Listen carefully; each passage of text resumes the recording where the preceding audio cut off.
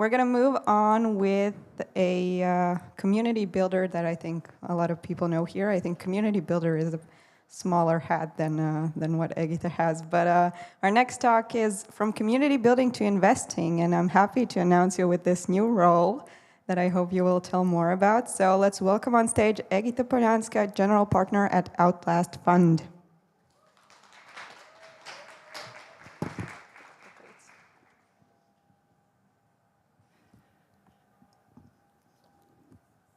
Hello. Yeah, my stress levels, I think, are also now through the roof. Just as always, before going on the stage, if I had my watch, it would probably be pinging, like do something about it. But we'll see. I hope I will survive. Yeah, the topic from community building to investing is a very interesting to me. That's my life, and I've never done this presentation in a way how I will do it now. I'm always used to talking about very practical things. And yeah, so this was a little bit of a challenge and a new thing for me as well. But I really hope that you will enjoy it. Maybe something will be useful as well. And let's start. So on the first part, when I also started making this presentation, I realized, okay, I will have to tell you what I have actually done. And I've been around for quite some many years, and my experience as well was from different things. So funnily enough, now I'm investing in the private sector, but my very first job was in the public sector. So I learned a lot there. Then I had my first job in US in a private sector. So switching completely from public sector experience, I went to US to work for an accelerator, Techstars. Did that almost for 2 years. Came back to Latvia, I started working for a nonprofit because that was not on my checklist yet. And that's the kind of the first thing where I also started working more with the community building. Of course, I had my first glance in Techstars in US, but that was my first time there. I worked there, everything was new. It was amazing to see this mindset, which was not here yet, I would say. At least it wasn't as celebrated as it is now, because only at that time when I went to US, in Latvia, the startup community was just only starting. So there was like a handful of people trying to build the business, sharing with each other.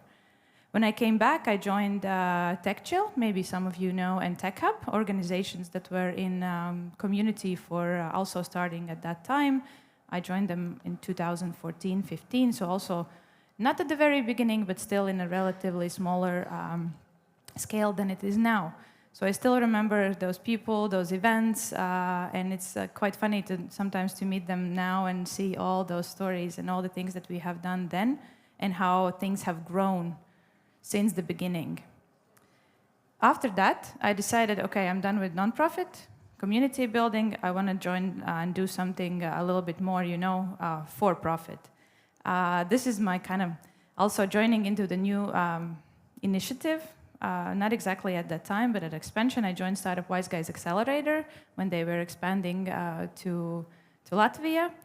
And for almost 7 years, I spent the time with them accelerating. That's where I learned kind of the first hands-on investment practice, what exactly it means to give money to a startup, how can we select it, and then also see over the years what is a success, what are the failures, what actually matters, what changes, and there was a lot of different learnings. Then I came back to nonprofit, community building, startup house in the recent year with a lot of other learnings. Funnily enough, I also went back to the public sector, but also with a completely different new, let's say, role and better understanding. And my last thing, also as Lauma said, currently it's a very fresh new adventure. So I have with my partners our own fresh new investment fund. It's called Outlast Fund. We came up with the name 4 weeks ago, and it's currently in the setup. And hopefully we will start investing in actively, like actually give money to the startups early next year. So currently there's a little bit of the setup. Yeah, and I did this presentation, I put all this experience, and then I was thinking, it's like 14 years. That's 14 years of my life that you saw in the last slide. So what exactly matters and why it matters? Because if someone asked me like 14 years ago, Egita, you know that in 14 years you're going to be a partner at the investment fund, I would say, what is an investment fund exactly? Maybe, sounds cool, sounds like money, but it wasn't like that always. So it wasn't like for me, and I think this is, I know a lot of people have missions, and for me it wasn't like a mission, I want to have my own investment fund. For me, the mission, I guess, was I want to enjoy something, and I want to help people while I'm doing something useful, and hopefully also get paid. So, yeah, so for the last part of, and I thought, okay, what comes out of it, just so it's not like a presentation where I tell you what I have done, you can see that also on my LinkedIn. I came up with a couple of things, or maybe like moments, then when I reflect back to my experience where I saw, okay, this is something, or like things that gave me a direction, changed how I look at my career, and maybe that's also how they guided me and navigated towards where I'm at the moment. So first, cheesy quote, because that's what it is. Sometimes life gives you lemons. And that is true.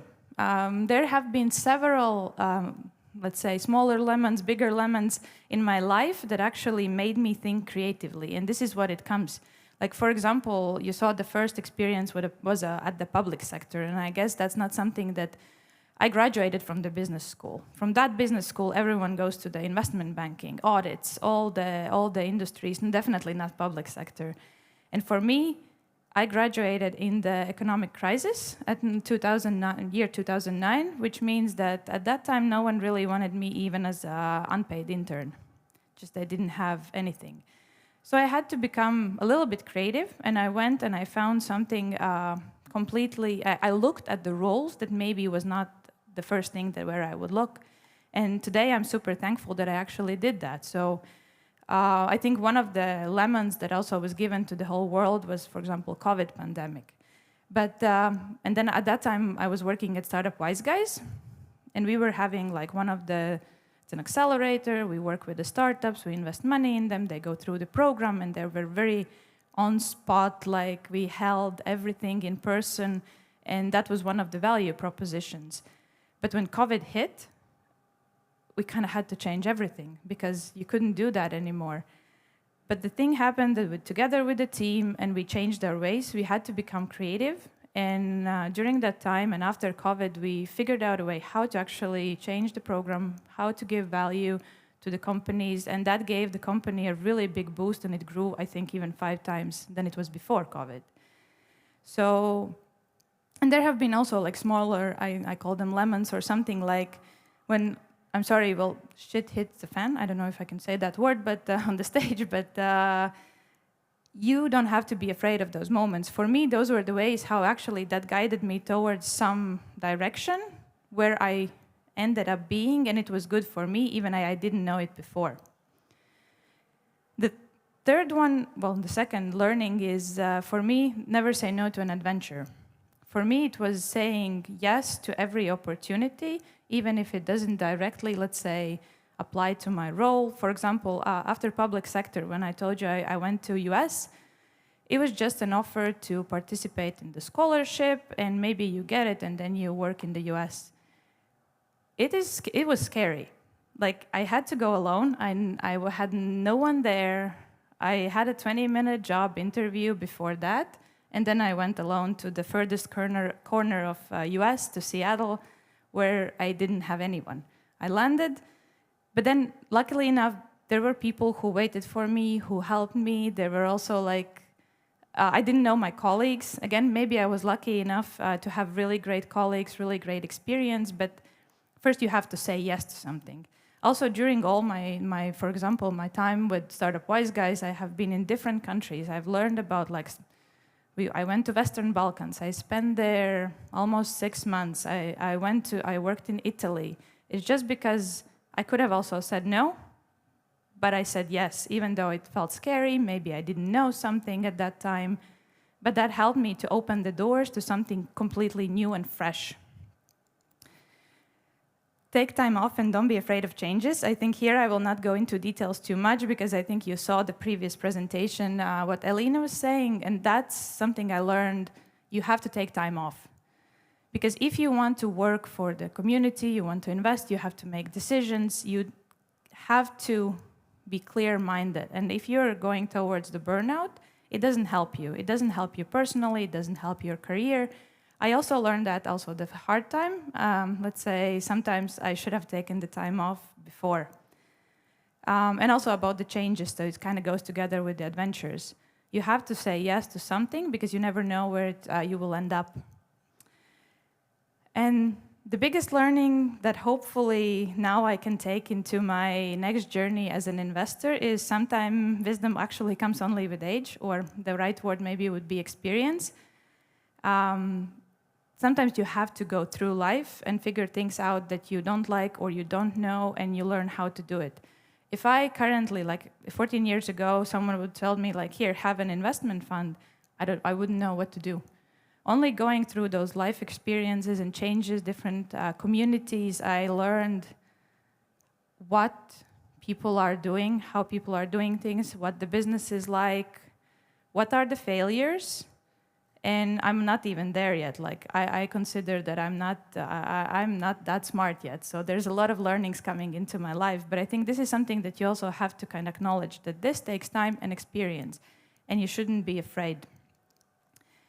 And the last thing that actually I think is one of the most important things is network and relationships matter more than you think. That comes into the community building, working with everyone, with investing especially, because, and also in my life, like in all the kind of career changes and adventures, there was someone at that time who suggested me, hey, do you want to go? Have you heard about this scholarship program? Do you want to go? Oh, cool, thank you. Haven't heard about it.